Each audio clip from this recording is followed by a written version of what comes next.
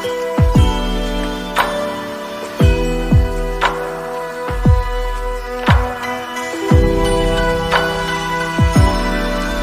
so we can start. Yes. So welcome, Dorothe. I'm happy we are here again. We skipped 1 month, but I'm happy we are back again. And today we are going to talk about addictions, which is a big one. So Yes. do you want to say something at the beginning, or would you like me to ask you right away some questions? We can go into the questions. I just wanted to set the frame a little bit for addictions not being a boohoo word, but to have a compassionate look at addictions. My preferred way of looking at them is to say this is a creative solution of a wounded part that didn't know how to manage, how to regulate otherwise. Because for some people, addictions can be very, very threatening for themselves and in relationship when our partner is addicted and in families when one person is addicted. It is a very difficult situation for people connected to this person. And sometimes there's a big taboo around addictions. We're not admitting when we have them, and we're not admitting when one in the family is suffering from them. And I would love to lift this taboo a little bit and open compassionately with the fact that a lot of us are living with addictions, and they are not, how can I say, a fatal flaw or a character failure, but this is just something that happens to a lot of us when other systems can't regulate anymore. So from this framework, let's go into the questions. Yes, exactly. So I will follow up on what you said, that for people to understand what actually addiction means and how can we differentiate between a bad habit and actual addiction. Okay, so that is almost easy. Because an addiction per definition is something that you have lost control over. So a bad habit is something that you can still not do when you feel resourceful.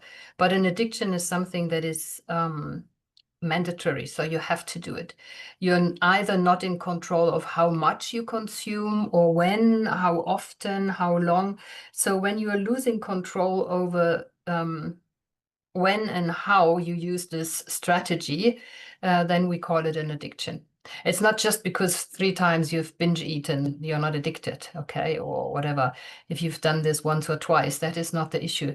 But when you can't stop it anymore. So when you leave when there is no freedom anymore, when there is no real choice anymore, then we call it an addiction. Mm-hmm. Mm. Okay, and are all addictions destructive, or can we find some that can be considered functional in a way? Can they help us in some way? This this goes down into worldview, right? Because for some people and some cultures, being addicted to work, so workaholism, and being addicted to success and accolades, like whatever the wearable success features, is actually something that is supported. So there are a lot of cultures that praise success, that praise working hard and so on, and they in their praise they go a bit overboard. So what we would call a workaholic in their culture is an admirable person, and I'm not really believing that this is fully functional. For a while maybe, but usually these people ruin their own families. It's not good for the companies anyway, and at the end of the day they pay with burnout and with physical illness for that. So to call it functional, not sure. I mean, the recreational drugs like alcohol, cigarettes, and some of the new medicines, they can be cherished, let's put it this way. But then still, I don't know how it is in your country, but in Germany, unfortunately, this embracing alcohol as a part of the culture of eating and going out is hiding a lot of addictions in its wake. And I wouldn't call it functional. So Yes, having a glass of wine is not going to kill you, or having a beer here and there is not going to make you an addicted person immediately. But as I said, when you lose the freedom to decide, and when you cannot go to a party without preheating, or when you cannot really be social without taking part in drinking alcohol, then we're looking at a problem. And then whatever the function might be of having a glass of sparkles together when you celebrate somebody's wedding, or when you're, I don't know, when you want to loosen up and you have an evening beer with somebody, I would not call it functional, okay? It is acceptable, like it is to eat chocolate or something else, but call it functional, I'm not too sure. It has a function, though. So if you are pointing at what is the function of an addiction, what is the function that we are seeing in repeating behavior that is in extremity not good for us, then we are obviously looking at a function, because it is helping us to regulate. Not in a good way, better to find a different way. But it is having a function for us in this moment. Mm-hmm. Mm-hmm. I see. Now one question came to my mind, because mostly, or me as well, when I think about addictions, I always think about, like you said, alcohol, drugs, but there are many other addictions that people Oh, are yeah. not aware of, like scrolling social media, sex, being too being too stuck in relationships, and so on. And my question is not like this, like why we do it, but what are some kind of core emotional wounds or traumas that lie beneath all those addictions? Why we do it, or we are mostly not aware of our Yeah. addictions, or we don't Yeah. want to admit because we are not drunk, but there are many other addictions that. Yes. So let's just name a few addictions so that we get clearer about this. Of course, there's alcohol and drugs and nicotine, cigarettes, and everything that goes with it. And then there are the recreational drugs that people use. They smoke something, or they take mushrooms, or whatever they put in their noses. And then there are other addictions like working too much, exercising excessively. So people can be addicted to extreme exercise. So they have to go every day a week, or they have to have 1 hour, or they have to run for 1 hour after they had a meal. And Mhm. eating disorders. Eating disorders are really, really widespread. So not only abstaining from food in anorexia, but also binge eating, or eating and purging, so puking it back up like in bulimia. These are all addictions that we have. Addiction to sugar is a big one because our brain reacts to it. And people are not aware that they need to eat sweets every day, or they need a cake with a coffee. But sugar is an addiction too, because it gives you that spike, it gives you that hit. And then addictions like shopping, like scrolling social media, there's many, many people that when they feel something, when they get emotionally tense or activated, that they start to scroll on media, although they have a long list to do. Especially when the list is long, they're resorting to scrolling on media. Procrastination as such is an addiction for a lot of people. So I have a deadline, I have things to do, but I cannot get myself to do them until I have a peak of pressure, and I can't avoid it anymore. Now I can do it. But this is an addiction also. So we are training our body, our brain to go for an intensity or the opposite. So some of our drugs have a calming effect, and some of our drugs have an activating effect.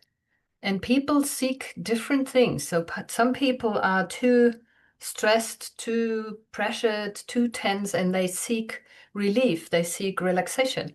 And some people are feeling too numbed out, too um, powerless, exhausted, and they take things to get them going, to push them back up. So people use addictions for different reasons.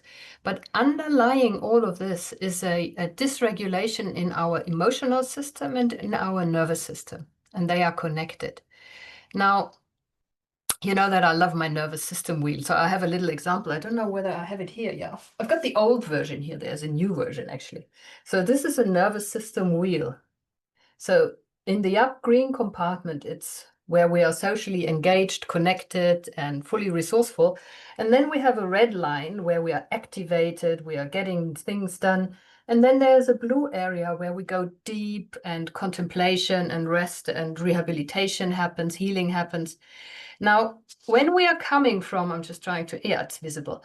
So in this green area with a little bit of red and playfulness or a little bit of blue and rest and learning, no problem.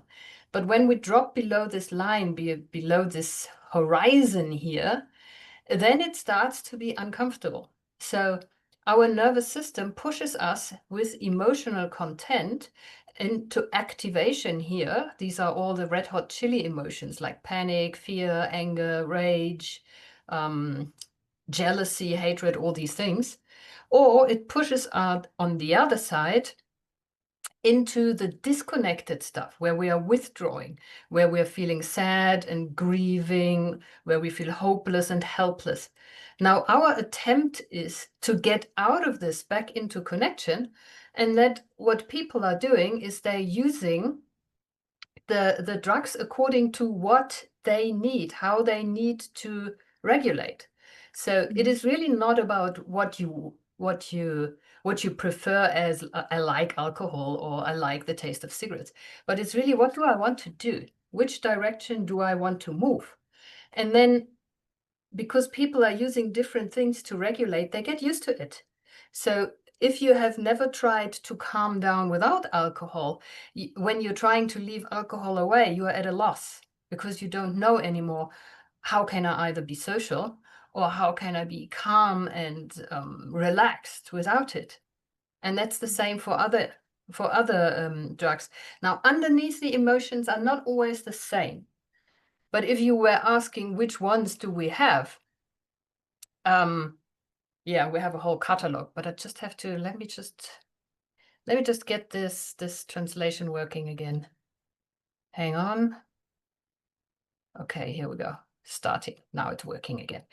So some of the emotions I have already mentioned. So on the red side, where we are activated and stressed and tense, there are emotions like anger, jealousy, hatred, tension, pressure, these things that give us sparks, and it's uncomfortable, it's unpleasant because it makes us restless and we want to do something, we want to have action with it.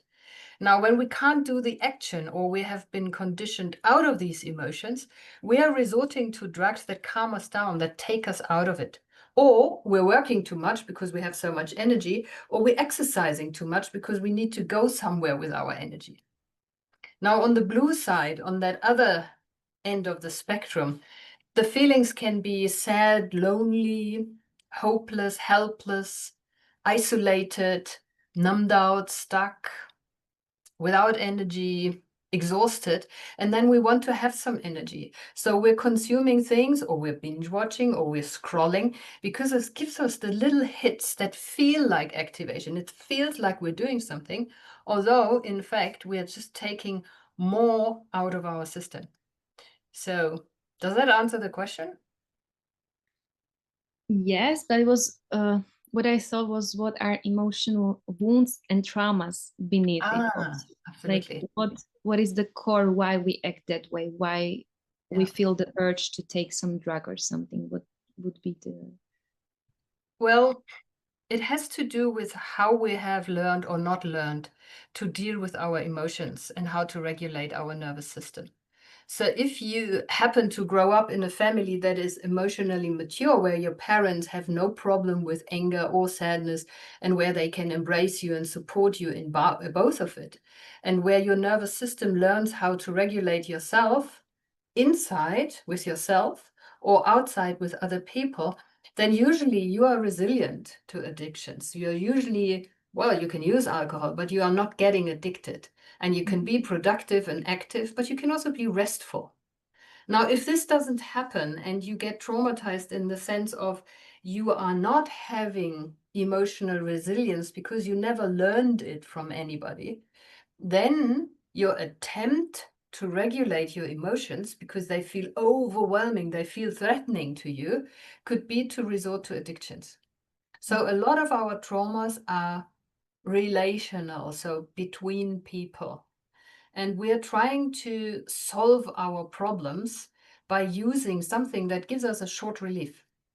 So, for example, if you feel lonely and you scroll on social media, it feels like you are connected to something or somebody, but in fact, you are not really.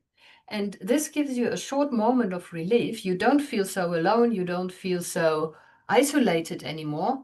But next time that you feel lonely and isolated, you want to have more. So you don't scroll for 5 minutes, but for 10, and then half an hour, and then an hour. And then you realize you spend your whole evening scrolling and looking at other people's pets and videos and cats instead of calling a friend, going out, going for a walk, or making connection to a real world, even hugging a tree.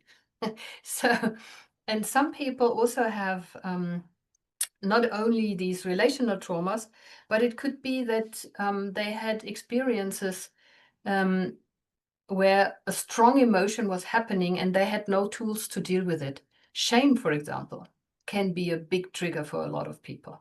So embarrassment that you felt at work or school. School is good grounds for embarrassment and shame.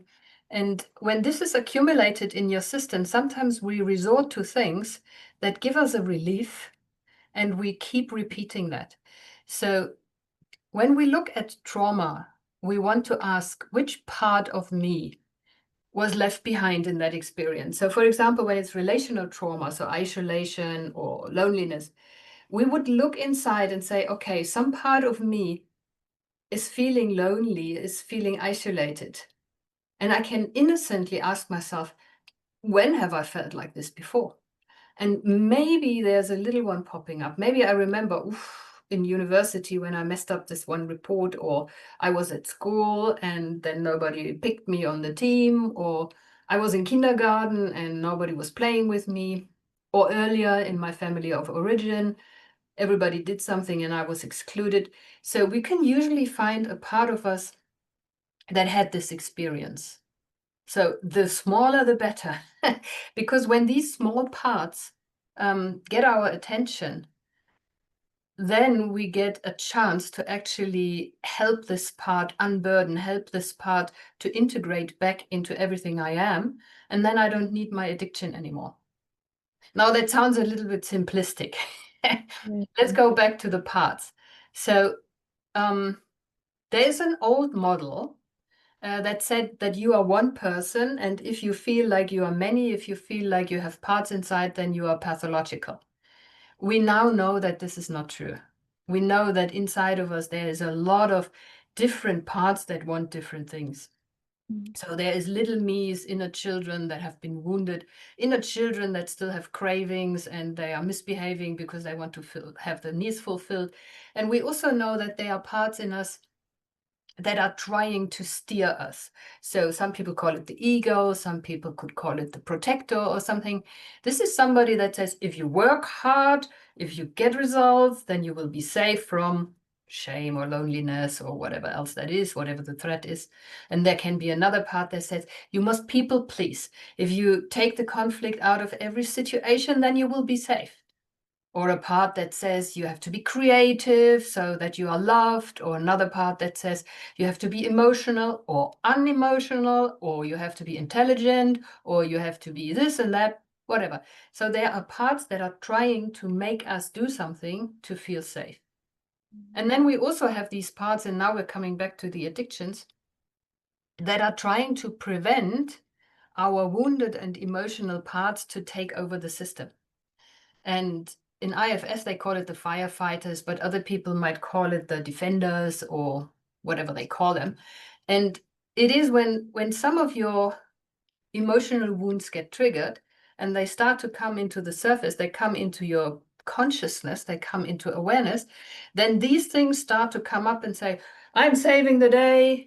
You will not feel this. Let's just binge watch, go on social media, eat something, have a drink. And then these emotions get pushed back down. Because when we were little and we had experiences that were too much for us, like in the kindergarten, I don't get chosen, or I will not be accepted on the team, or something worse, like the divorce of my parents, or something traumatic, then we push this part out of awareness. So we In trauma, it's not what happened, but what happened to us with what happened. So what happened to our nervous system. And then when we shut down this part, because we couldn't take these emotions at the time when they happened, it's almost like we can never feel them. It's impossible to feel this pain. So we shut it away. And then building walls against that, we don't want to feel it. But when we are distracted or weak or sick or overworked or something, then these parts push up in awareness. They all of a sudden, or they get triggered by a remark of a colleague, by the smell of somebody's perfume, and then whoop, they come to the surface. And that's when the firefighters come on the plane and they say, "Let me save the day. Let's binge watch." Doesn't work so well because a little later, when you have pushed that other one successfully out of your awareness again, then the protectors come again and say, "What have you done? Bullshit. You ruined the day. You didn't fulfill the list. You did this, you did that." And you're self-harming, then yourself criticizing. So you're punishing yourself because you say, "Oh, that was not okay." So you have, you butt up against yourself, which obviously leads to a lot of pressure and shame and all of this, which makes it easier for your old emotional wound to come up again. And then you need this behavior again. And then it all starts from the beginning. It's like a dance. And it doesn't end by just stopping the behavior. It ends when you actually heal the emotional pain, when you look at that part that was wounded however long ago. And then both of them, the parts that say, "Let me binge eat," and the parts that say, "You never should do this," they can then take some of the fuel out. Sorry, that was a very long answer again. Oh, that's perfect. I love it. Then it's easier for me to go on. Wow, beautiful. So let's imagine that we have a loved one that is addicted to some kind of activity, whatever, and what we should do and what we should not do to help the people or where we are with them. Like imagine the situation that we are trying to support our loved one with an addiction. Maybe better question would be, what should we not do to make it maybe even worse, or what would be the way to deal with this? A very good recipe for making addictions even worse is shaming people, pathologizing them.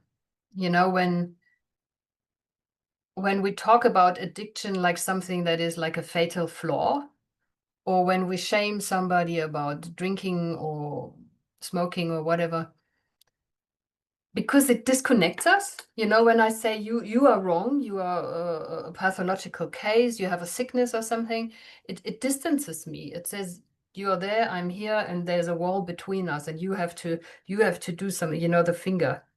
Don't drink, don't smoke, don't scroll that much. The finger. That rarely helps because it increases the pressure in the person. It increases the disconnection. And usually addictions happen because we feel disconnected from ourselves. So very often addictions happen when we have an internal attachment problem. So we're not connected to our real pains. We are not connected to our real emotions. What helps much better in my experience is to stay sober, to stay in your own connected, open feeling way and still offer connection. So offer respect and connection to the person, and offer, if they want to look at whatever they emotionally feel, to look at that if they wish. Very often they don't want to do that with their family members, but you could open the door by talking in a gentle way, and not like, "What do you want when you do this?" but gently inquiring. So what does it give you? Like putting the awareness of, what is the benefit you get out of this behavior? And if it's related to eating, for example, it's a very good reminder before we, whatever, take the food, the chocolate, the chips, the whatever that is, to ask ourselves, what am I feeling right now? So what am I feeling right now when I feel the need to consume this? I mean, you can still eat your chips and your chocolate, but at least you got clear if there was an emotion. Now, what also happens sometimes is that family systems are trying to stabilize a person by doing everything for them, by taking all the consequences away. This is not a great idea. Okay. It's better to let them have the consequences and to go through it. And that includes that sometimes they have to bear unpleasant consequences. And that also means that the whole system is in distress or pain because we don't want to see our loved ones suffer. We don't want them, we don't want to see them indebted. We don't want to, and especially when it's really hard drugs, there's always a financial problem in it. Or if it's gambling, I don't know how widespread gambling is anymore in your age range, but this is a real problem because it depletes the financial resources of a whole system. And then tough love is sometimes necessary. That I say, I love you, I support you emotionally, but I will not support you financially anymore. Sometimes that needs to happen because if somebody is not willing to see the harm they're doing to themselves and others because they can't deal with discomfort from the emotions from the trauma, then your help is wasted. So to offer a safe haven where emotions have a space, where vulnerability is possible, where connection is offered, where safety and space holding is offered, has usually the best effects. So including somebody in that embrace of a family, of a community, of a loving relationship to friends and family can help them be willing to look at the areas that are really pain loaded. Mm. Because it's not a walk in the park. To let go of your addictions means letting go of the crutch that you were using not to feel so bad. And if you have no other means, why would you feel bad? I mean, how, what would you do? So we have that occurring quite often that when somebody stops smoking, for example, then they start eating a lot of sugar or they start doing something else instead because you replace the coping strategy with another one. And that could be detrimental too. So what needs to happen is that we offload that wounded part inside of us that has no other way of dealing with the discomfort. And if you want to assist your loved ones, then being open with this and offering ear, offering connection is maybe the best version. And not all addictions are easily dealt with. So some of them need therapeutic help. Some of them you can do as friends and family, but some of them, they need some coaching, they need some therapy, or they need ongoing, like a sparrings partner, like commitment to somebody where they open regularly and they dare to be vulnerable. Because this is a practice we need to do until we learn that we are safe with our emotions with another being. That safety is available in a connected relationship. Mm. Mm. I have one memory that just popped up when you shared that how to come to our loved one on what to say. I was very addicted to smoking a few years ago, and I just remembered how I actually stopped. I used to live with the friend of mine, and always I was rolling tobacco in my hands. And always when I opened the door to go to the terrace and smoke, he was so loving and so kind. And he just looked at me in the moment when I went out to the terrace and he said, Mishka, you know, and I just want to ask you, what are you going to smoke out of your system, or what you don't want to feel? And that moment when he asked me, because nobody ever before asked me something like that, I was just like smoking, smoking, smoking for many years. And that moment when he just asked me so lovingly and kindly this question, I stopped for a moment and I was like, oops. And I went smoking, but I was more aware of what I'm doing. And I actually realized I just need to breathe, you know, because when we smoke, we just need to like calm the system down. But then I realized that I don't have to do it with the cigarette, I can do it without it. So it took me a few days or a few weeks. I don't remember how long was the period, but sometimes really like one question that is asked from this place of I really value you, I really like you, and I just want to help you, but not pushing, but just kindly asking what is actually the tobacco doing and why. Yeah. And so his question actually stayed in me for so long that anytime, even when I was not with him in the same place, and when I started smoking, I always had this question in my mind, like he actually, Yeah. did this blueprint to my being, my system. And then I realized, okay, thank you. Sometimes just one question is enough for us to realize that, oof, there is something deep down that I just need to be aware of, and I can just breathe without anything, Yeah. using anything. So that's true. That actually that helped me to quit smoking, and it was a big, big thing that time. So yeah, it Yeah. works. Yes, it absolutely works. And it works because this is very important what you said. He was coming from a place of compassion. So he was not trying to belittle you or berate you or teach you or something like that. But you could feel that he was coming from compassion, connection, and Yeah, love. no judgment. He was just curious. Like I'm just like, what are you trying to Yeah. smoke off, or I don't know how to say it in English. That it Yeah. really helped Yeah, me. yeah, yeah. I want to smoke out of my system. And this is what I meant earlier, that when we want to come closer to these parts or these feelings inside of us that feel they have no other choice to avoid overwhelm than to use this whatever we're doing, um, this how can I say, this position of curiosity and like compassionately being curious. So what is it? What are we having? What are we looking at? Offers connection, because if I'm coming to my system with force and I should not do that, I'm increasing pressure. And when I'm coming with curiosity, so why would I do this right now? What if I was feeling something? What am I feeling? Like curiously. It's better if another person can say that to you, but if you yourself are dealing with behaviors that you want to change, asking yourself, what are you getting out of it, is a very good start.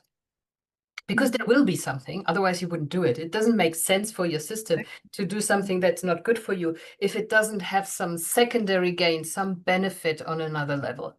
And I mean, Gabor Mate is a pioneer of talking about the connection between trauma and addiction. And this is really something that is now starting to be known in our society, that addicts are not stupid weirdos, but that they are wounded people. And they themselves have to start to see that. So um, if you notice you are having too much alcohol, if you notice that scrolling on your phone is a bit of an issue, then turning towards yourself with curiosity is a very good start. And being compassionate. But the problem is with compassion, when somebody is seriously addicted, or like, for example, has a body dysmorphia, like feeling the body is ugly and I'm ugly and everything is ugly and I'm unacceptable, although they only weigh 40 kgs and they still feel that they are too fat. Asking them to be compassionate to themselves doesn't make sense. So if I have people with addictions coming in my practice, if I would say to them, just be kind and compassionate with yourself, they say, why? I don't like myself. I hate myself. Why would I be kind to myself? It doesn't make Yeah. sense. But when we manage to look at that part that needs the behavior, like a little child that has a serious emotional hurt, okay, when we can look at this little one and say, ow, I understand this, being rejected in kindergarten, whatever, that really felt bad. When I can look at it from the outside, like myself, my adult, resourceful, choiceful self, I can look at this little one that has no choice, okay, that has no protection, and I can look at it and say, this experience was really hard. This was tough. This was overwhelming. I totally get that this was too much for you. It's hard. Then automatically my adult self is feeling compassion to my wounded part. And then all of a sudden, this whole system turns, because then I feel something like self-compassion. Instead of like dramatizing it even more and rejecting bits of myself, I'm starting to open and accept and let in parts of myself that that have been hidden, that had to hide because they were rejected. Mm. Does that That's make sense, or does that sound too technical? no, no, no, no, no, no, no, no. For me, because now I see so many situations in my life when I'm judging myself so much. Oh, yes. This just brings me back to the fact that we just need to be brave enough to ask ourselves what do we really need, and to take the Yeah. time to really allow ourselves to feel like what's going on, and exactly with the others too, like what my friend told me that time with the cigarette. I just realized now how deep it was, because when the energy is really like he's opening to me, he's not judging me, I can feel energetically that he's taking care of me, and he's really interested in me because he loves me. So it gives me the feeling that really that question stayed in my head for a few years, I would say. And it was only a question. But when we like stay in this position in all our relationships with this compassion and interest and everything, we don't know how it can change other lives just by being like that. Yeah. So it's for me really beautiful what you shared and what we are coming up here with, that just be brave enough to ask yourself, to ask others from the place of compassion. And yeah, exactly, the Gabor Mate's movie Wisdom of Trauma, I loved it because I could see all these homeless people and people in prison who maybe I would judge before because I was taught to do it this way, because we think they're just losers, whatever. But then you see the story, and the only thing is just to be curious and to ask, or to find out like, okay, why these people do this? Yeah. And Yeah. then the whole story changed, and we just realized they're like us, but we have resources, we have people around us, or therapies, or help, or seminars like you lead. We have these opportunities to look into it, but maybe they did not have. And it doesn't mean we have to judge them, we just have to Mm. open our hearts enough to feel that we are in the same kind of situation, and the compassion is the key. So this just brought me really deep now in Yeah. many realizations. So it's Yeah. And this is also something when you said something very important about judgment. Um, we can judge self and we can judge others, and it's always an act of disconnection and aggression. Even if we feel like, no, I'm not aggressive, I'm not an aggressive person. But when I'm looking down my long nose onto somebody else, I'm actually distancing myself. I'm cutting the connection. And this is one of the things that our society or our world actually is suffering from at the moment, that we are disconnected in many, many and really awful ways. And it always comes with fear and aggression and judgment.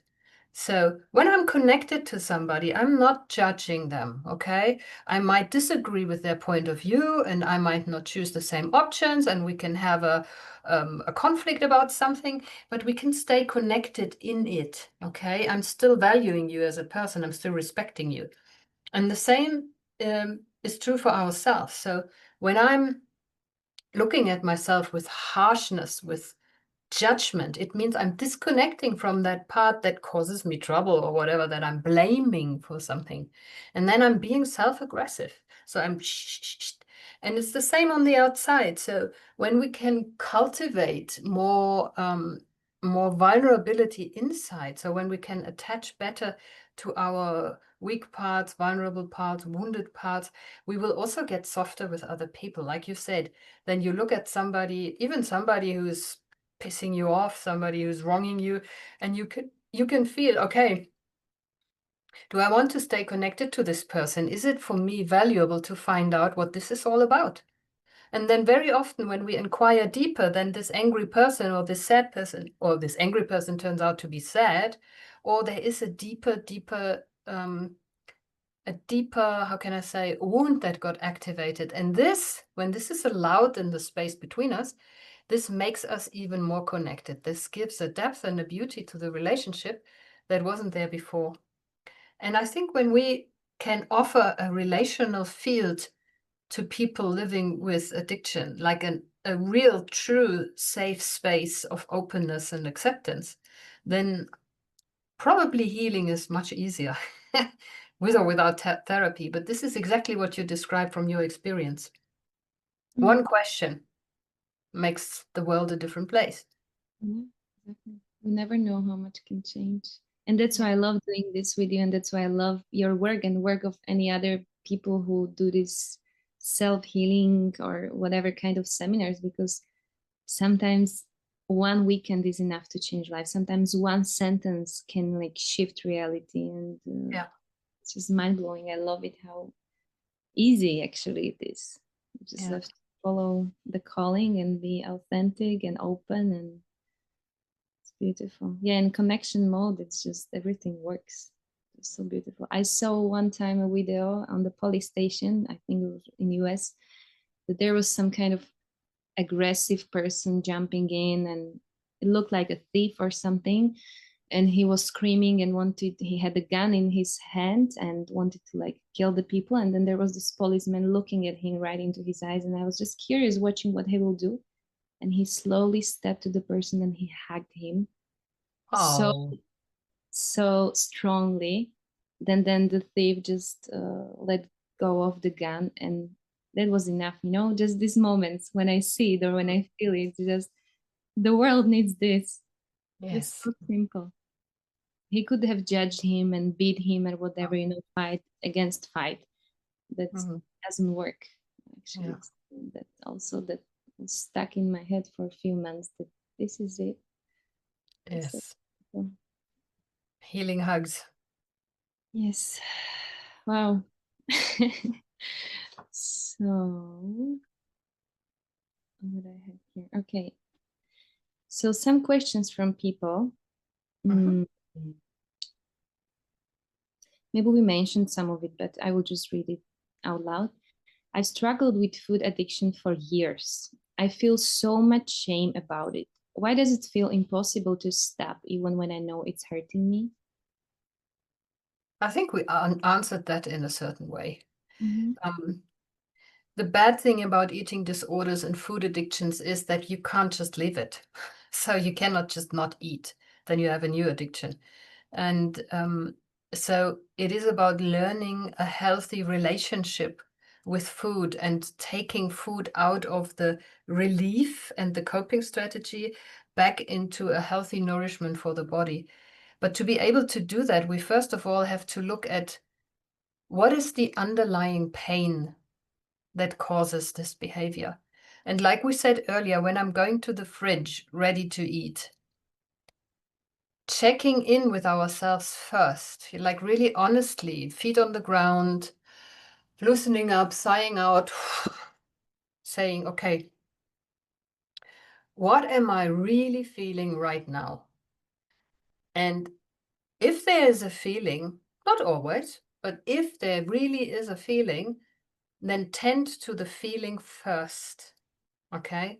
So if it's sadness, go and cry a little bit. Sit with yourself, hug yourself, whatever. Imagine a scene where you were wronged and where you felt sad, and then really step into the picture and allow sadness to come through the body without pushing it away. So letting sadness be here. It's almost like you're sitting on a bench with your own sadness, like you would sit with a good friend, having the arm around them and saying, yeah, I'm here for you. I keep my mouth shut. I'm not giving advice. I'm not doing anything. I'm just being here with you. And then be with your own sadness. And when you notice the sensations in the body, like sometimes it feels like you got pressure on your chest or you got like a fist in your tummy. And when you rest your awareness on the sensations that this emotion is coming with, when you're just curious and open and, yeah, tell me more, like really sitting with the emotion, tell me more. Then it could be that these sensations change and then the feeling changes and then it feels relief. Okay. Mm-hmm. So you get the relief without the food. So sitting with your emotion, simply breathing, softening the body towards it and whew, giving it the space it needs can change them without any external things. There is a slight little caveat because when we add a story, so when I'm sitting with my emotions and I'm feeling sad and I'm noticing I have this chest and this belly and this, when I jump out and I say, there's the story of me and this person wronged me and they dropped me and this one is to blame and that should help me and When we go into a story, then we can actually dramatize our own emotion. Then it's not a real feeling, not a real sensation and emotion anymore, but then it's become a story. That is a difficult one. So let the fingers off the story. So let it go. You know, whatever your mind comes up with, yeah, let it go. Wonderful, interesting, like a boat on the river, let it go past, and return to the sensations of the body, the tightness in the chest, the fist in the tummy, and breathe with this, and it will relieve fairly quickly. So it does not take 10 minutes even. 5 is mostly, I mean, after 5 minutes, it should be gone. Most people have 90 seconds of a feeling and then it's gone. And they are surprised when I practice that with them in my practice, that emotions go so quickly when we just hang out with them and keep breathing. They change and then they are gone. And sometimes when these emotions keep coming back, so, okay, I sat with my sadness, I feel my relief, wonderful. Now I'm checking in. Do I really need food now?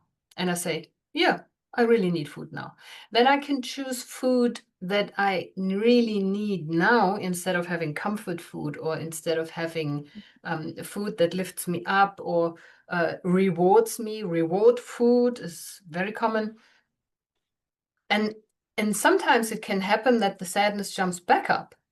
And I say, okay, so what does that remind me of? So when have I felt like this before? And then this little one comes up.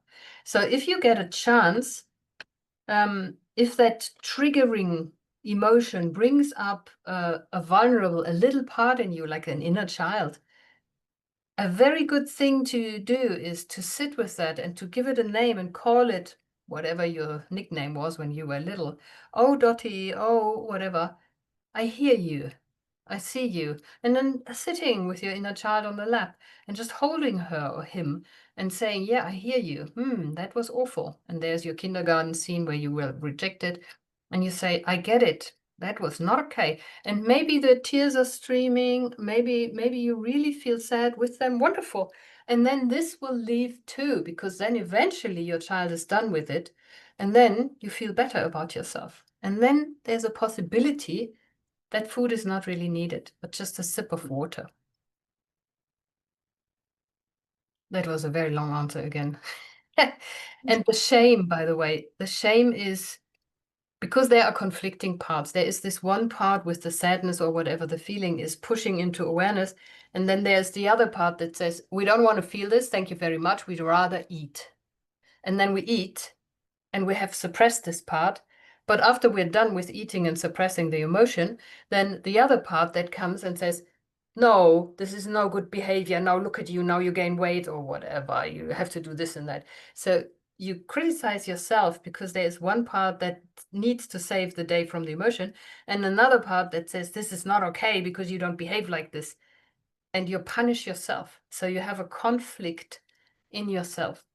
And these conflicting parts can make our true self, our adult self, the resourceful self that you might call soul or whatever you want to call it, can feel helpless. So we're there like, oh, they are fighting. It's like your children are fighting. What am I going to do?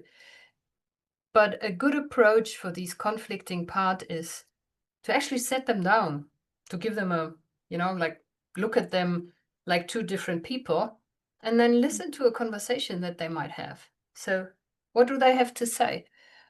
What are they doing for you is a good question. So in which way are you helping me? So asking the eating, in which way are you helping me? And then eating can say, I protect you from that sadness. Aha, thank you very much. Well done. And then you ask the other part, in which way are you helping me? And then this other part can say, I protect you from eating too much because it's not good for you. Da, da, da, da, da. And then you can say, aha, thank you very much.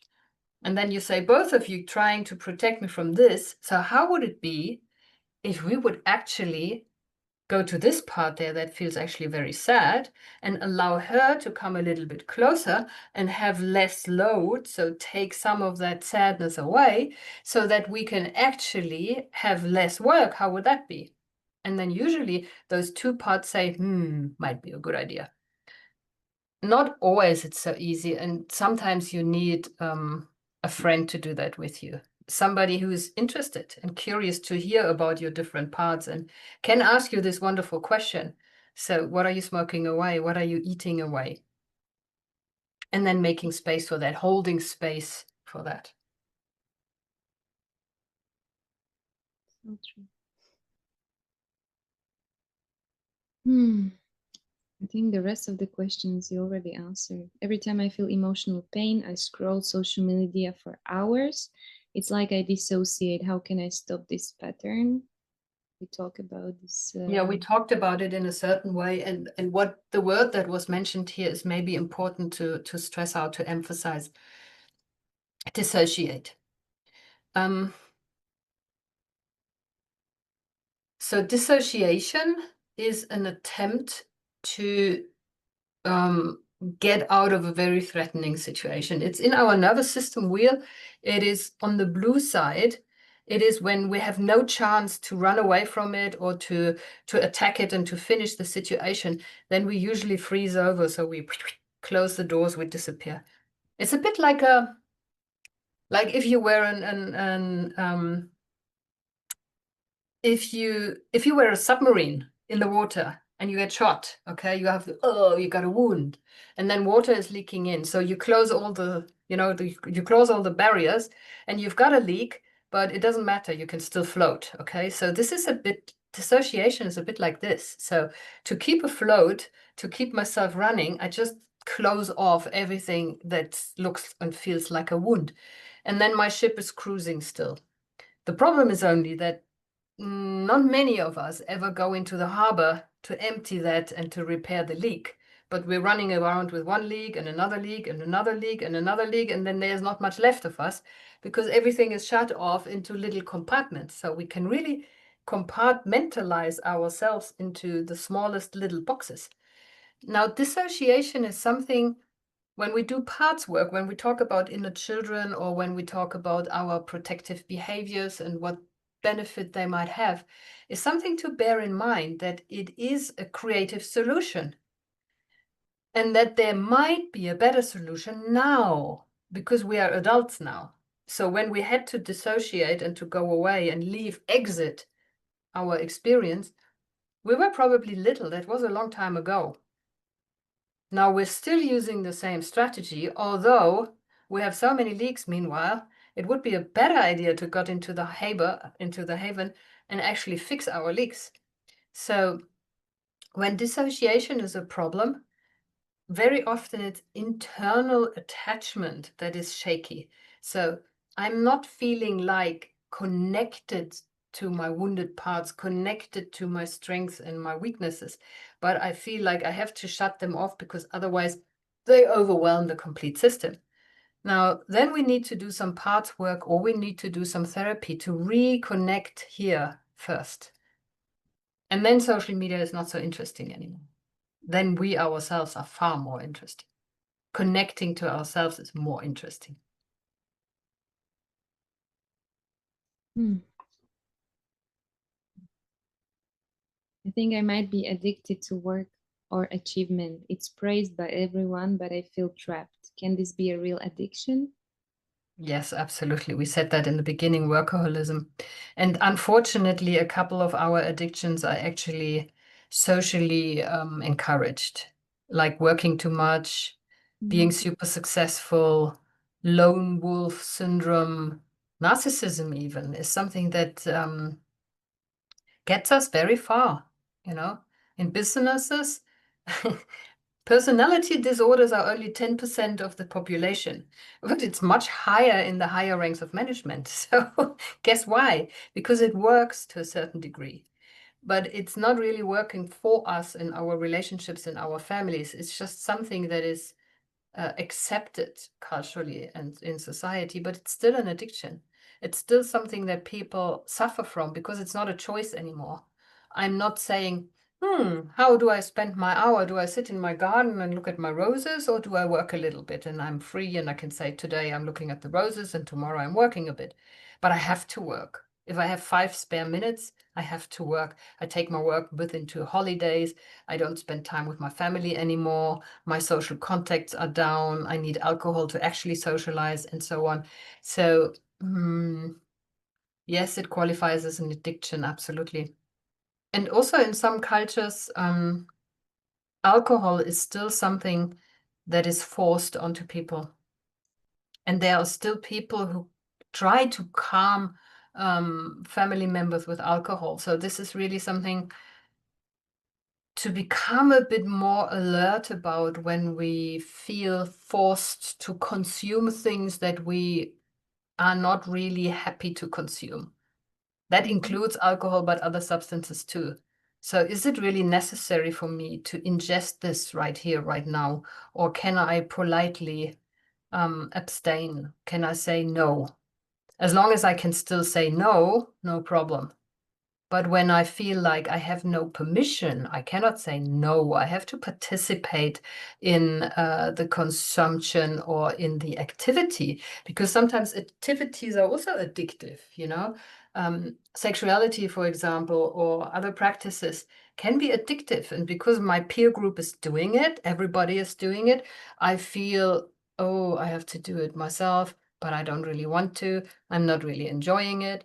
And when I'm not free to choose, this is a good moment to look at it. When you said activity, there was another, I think it can count as an addiction. It's what I see in my family and what I see in many families here in Slovakia, but I think everywhere.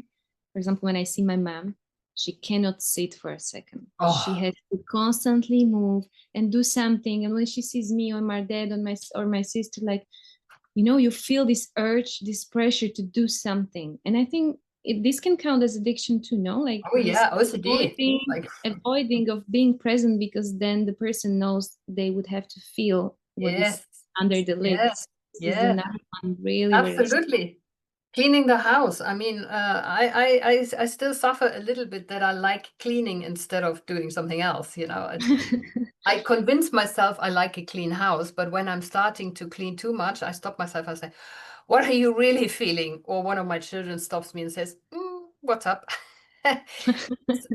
I'm known for this, but there also is a name for that, the OCD, so the oppressive compulsive disorder. You have to do something. You cannot tolerate a dirty dish for a night. You cannot tolerate this and that and the other. You have to do it. And like you're describing, it's very sad for the family because you can't be present with them anymore because you're so busy, busy, busy looking after everything else. And you think it's beneficial. You think there is a merit in it, and you actually want to have the praise for it, and you want to be, yeah, you identify with it. I am the housekeeper. I have to look at everything being perfect, and there's a warm meal 3 times a day, and the fridge is always full, and this and that and the other thing. And it's like, I'm doing but so much for you. It's like this yeah, manipulation. We see that you're doing so much, but from what place in yourself you are doing it? This from is what another. place? And maybe I would rather sit with you and enjoy your company. You know, my loving parents, they made a lot of effort in the past when people came. Until one fine day I said to them, look, shall we not just go to a beer garden? In Germany, the beer gardens are really beautiful, big trees and nice. Shall we not rather go to a restaurant or a beer garden so that we have time to sit and share? Thank God they immediately got it. And ever since yeah, sometimes we cook, but mostly we go somewhere just to chill, you know, because it's what's more precious to you, you know, having the house clean or having company that actually feels good hanging out with you? Yeah. And hanging out doesn't need to be active, it can also be really hanging out, like hugging on the sofa, like sitting in the garden staring at flowers, like doing nothing really, staring at a fire like this. Mm. But you have to have inner calm for that. And if you do not have inner calm, but you have anxiety running, or whenever you sit still, depression is pushing up, sadness is pushing up, then you will not sit still. Then you will not enjoy staring into a fireplace. Yes, that's true. So funny how many addictions we have we are not even aware of. Yeah, yeah, yeah, So yeah, yeah. important to just slow down. Okay, I I think mean, we're. let's just clear why addictions are actually working, or how they get to be. An addiction is when you do any behavior, something, and it relieves you for a little bit. It gives you a release for a moment. So whatever that is, biting your nails, whatever, writing something, anything goes. So when it gives you a release for a short moment, when you feel like, for one moment, your load is lifting, then your brain says, oh, this works. Let's save this for next time. And then next time you do the same thing. But the release is a little bit shorter because it's not a real release, because the problem is still there, the feeling is still there. And the release is a little shorter. But your brain says, wait, it worked. Maybe we have to do it more intensely or more often. And then you add, so to say, you add one on the other, and then eventually you come to a point where you have to do it. Otherwise, you feel so much, because it feels like you have piled up all the old issues with your little releases here and there. And then it feels so much pressure that you have to do more and more of the behavior. This is how anxieties work. So when you have free floating fear that has no outlet, that has no reason, but also no outlet, then you look for some. And then it is, I don't know, door handles. You're not allowed to touch them anymore. And then it's, I don't know, airplanes. You can't do it anymore. Or then it's bridges, can't cross them anymore. Mm. You know, it's, when you already have one, it's very easy to get another one. So most people who have some phobias of heights or of public speaking, they also have other ones. So it's not just one, because one works, it doesn't work anymore after a certain period of time. So you need more. Mm-hmm. This is how it works. Sorry. Yeah, that's great. Oh, thank you. I think we are coming to an end. Yes. There was just last question of one person, but I think you also already answered. I'm afraid of quitting my addiction because I don't know who I am without it. Is this fear something that you see often? Yes. Because we identify with something. We say, this is me, even if it's bad. At least I know who I am. And if I would have to let go of my addiction, then this emptiness, this vast space inside that is feeling dreadful, is threatening from the inside. So I don't know who I am. I'm hovering over the unknown, and I don't want to dive into my own depth because I am afraid of what I would find there. So I rather stay identified with something on the superficial level. Can also be a national identity, can also be I'm a good mother or whatever. So I can identify with something to keep me away from other pain. And here it is, like with all the other things, having the courage to turn towards the emotions drop by drop, not all at the same time, not overwhelming us again, but drop by drop, stepping towards them and allowing a little bit of it to come up at a time will help us to let go more and more of these created images. Because identities are, how can I say?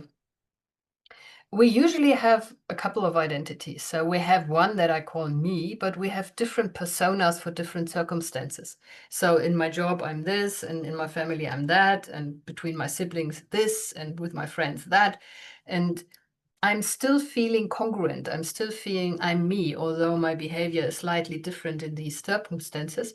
And when this gets threatened, so when somebody is rattling the carpet under my feet and says, but you're not that way, then I feel, oh, insecure. I'm coming up and say, I want to defend myself, you know. But when I can acquire a softer relationship to this outside, when I get a stronger relationship to the inside, the outside is not so important anymore. So then some people find me fantastic, and other people find me works a little bit weird or horrible. And it doesn't touch me so much anymore because I'm connected inside. But when I cannot connect inside because it's dreadful, it's horrifying, there's so many emotions, it's wrong, then I will have a problem with my identity, and then it's wacky. So I need to hold on to this because otherwise, who am I? and I have to hold on to this because otherwise, who am I? And this is a good topic for another talk. Identification and self-realization. This is a very good topic for another day. Right, we can use that definitely. Yeah. So the very, very last question, what message would you give to someone or to the people who are watching us who feel hopeless in the face of their addiction?